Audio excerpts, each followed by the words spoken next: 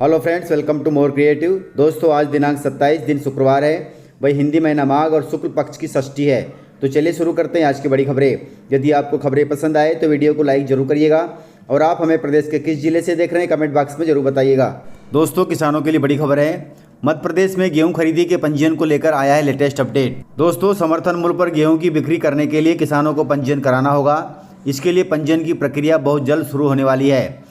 राज्य सरकार ने इसकी घोषणा भी कर दी है। बताया गया है कि 1 फरवरी 2023 से गेहूं के पंजीयन की प्रक्रिया शुरू हो जाएगी। दोस्तों, जानकारी के अनुसार इसके लिए निश्चित सेंटर बनाए गए हैं, जहां पर किसान जाकर आसानी के साथ अपनी रबी फसल बेचने के लिए रजिस्ट्रेशन करा सकते हैं। दोस्तों, समर्थन मूल्य पर गेहूं बेचने के लिए किसानों को रजिस्ट्रेशन करवाने में कोई दिक्कत न हो, इसका सरकार द्वारा प्रशासन द्वारा पूरा ख्याल रखा जाएगा। प्रदेश भर के जिलों में लगभग 3480 रजिस्ट्रेशन सेंटर बनाए गए हैं। सेंटरों की सूची भी जारी कर दी गई है। वहीं किसानों के सहयोग के लिए सरकार ने व्यवस्था दी है कि यदि एक जिले के अलावा दूसरे जिलों में किसानों की जमीन है तो वह समग्र आईडी और आधार कार्ड के माध्यम से रजिस्ट्रेशन करवा सकते हैं। वहीं समर्थन मूल्य पर उपज बेचने के लिए रजिस्ट्रेशन के दौरान कुछ कागजातों की आवश्यकता पड़ेगी।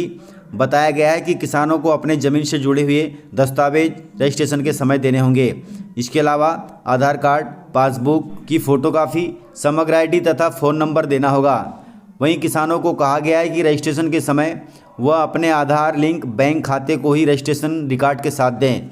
अगर आधार से लिंक खाता नहीं दिया गया तो आपका उपज का पेमेंट नहीं आएगा। साथ ही आपको आधार कार्ड से लिंक मोबाइल नंबर ही रजिस्ट्रेशन के समय देना होगा, ध्यान रखिएगा। दोस्तों, समर्थन मूल्य पर गेहूं बेचने के लिए रजिस्ट्रेशन करवाने की अंतिम तारीख 25 फरवरी रखी गई है। अर्थात 1 फरवरी से 25 फरवरी के बीच आप अपने गेहूं का पंजीयन करा सकते हैं और सरकार को समर्थन मूल्य पर गेहूं बेच सकते हैं। आपको बता दें कि सरकार ने इस साल गेहूं का समर्थन मूल्य रेट 2125 रुपये प्रति कुंटल रखा है।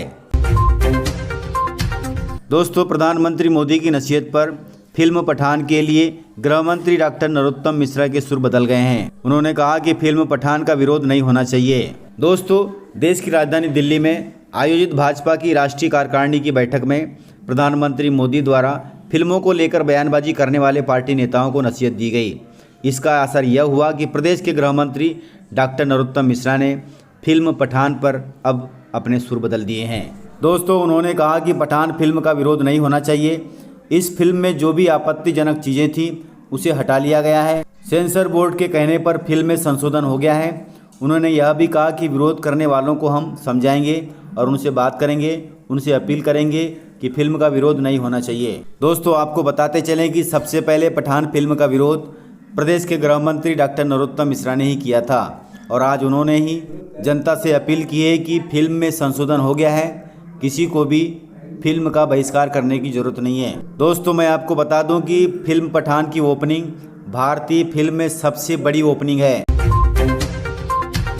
दोस्तों, प्रदेश की सभी आंगनवाड़ी केंद्रों के लिए सरकार की बड़ी तैयारी है। सरकार का कहना है कि आंगनवाड़ी केंद्रों को आमजन से मिली सामग्री का सोशल ऑडिट कराएगी सरकार।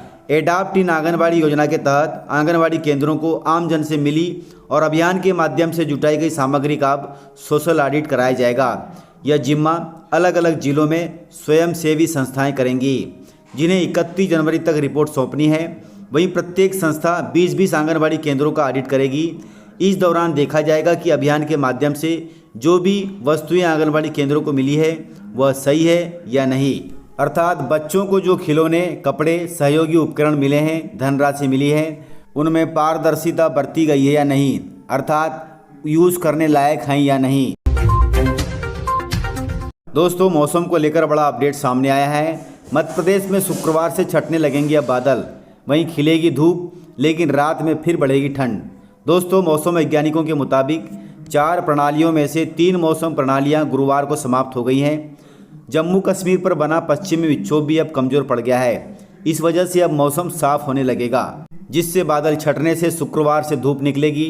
वहीं रात के तापमान में गिरावट होने लगेगी और प्रदेश में पुनः ठंड बढ़ेगी। दोस्तों, गणतंत्र दिवस के अवसर पर सुप्रीम कोर्ट ने बड़ा फैसला लिया है। फैसले के तहत 12 भाषाओं में जारी होंगे 1000 से अधिक फैसले। दोस्तों, गणतंत्र दिवस पर सुप्रीम कोर्ट की ओर से एक शानदार तोहफा दिया जा रहा है। सुप्रीम कोर्ट अपने 1000 से अधिक अहम फैसले विभिन्न भाषाओं में जारी करेगा। इससे स्थानीय लोगों को अपनी भाषा में इन फैसलों की समझ बनेगी, अर्थात सुप्रीम कोर्ट के फैसलों को अपनी भाषाओं में पढ़ने का मौका मिलेगा। दोस्तों बताया गया है कि सुप्रीम कोर्ट के फैसलों के अनुवाद का काम भी तेजी से हो रहा है। जल्द ही फैसले उड़िया भाषा, असमिया भाषा, खासी भाषा, गारो भाषा, पंजाबी भाषा, नेपाली भाषा और बंगाली भाषा में उपलब्ध होंगे। अर्थात इन सभी भाषाओं में सुप्रीम कोर्ट के फैसले आएंगे, जिससे इन क्षेत्रीय भाषा के लोग सुप्रीम कोर्ट के फैसले पढ़ सकेंगे। इस प्रकार गणतंत्र दिवस के मौके पर सुप्रीम कोर्ट ने देशवासियों के लिए अच्छा फैसला लिया है। दोस्तों इंदौर जिले से खबर है। इंदौर जिले में मोहम्मद पैगंबर पर टिप्पणी करने से नाराज मुस्लिम समुदाय के सैकड़ों लोगों ने थाना घेर लिया। आपको बता दें कि देश भर सहित इंदौर में भी शाहरुख खान की फिल्म पठान को लेकर हिंदू संगठन के लोगों ने प्रदर्शन किया था, लेकिन इसी दौरान मोहम्मद पैगंबर पर कुछ गलत टिप्पणी की गई थी। इसके चलते सैकड़ों मुस्लिम लोगों ने चंदन नगर थाने को घेर लिया। करीब 2-3 घंटे चले हंगामे के बाद पुलिस ने मोर्चा संभाला और अपराधियों पर एफआईआर दर्ज की और मामला शांत किया।